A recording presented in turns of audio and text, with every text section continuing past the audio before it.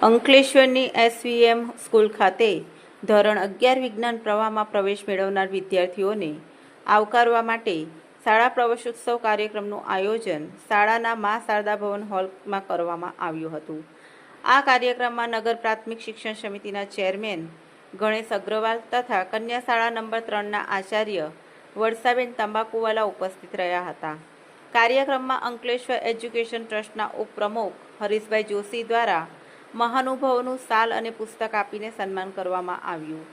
ધોરણ 11 વિજ્ઞાન પ્રવાહમાં પ્રવેશ મેળવનાર વિદ્યાર્થીઓને કુમકુમ તિલક અને ચોકલેટ આપીને આવકારવામાં આવ્યા હતા અને ધોરણ 11 વિજ્ઞાન પ્રવાહની વિદ્યાર્થીની કિંજલ અને સૃષ્ટિ દ્વારા સામાજિક ઉત્થાન અને સ્વાસ્થ્ય પર્યાવરણ વિષય અંતર્ગત ખૂબ જ ઉપયોગી માહિતી આપી નમો લક્ષ્મી અને નમો સરસ્વતી શિષ્યવૃત્તિ યોજના અંતર્ગત વિદ્યાર્થીઓને મળતા વિવિધ લાભ વિશે પણ વિદ્યાર્થીઓને માહિતગાર કર્યા।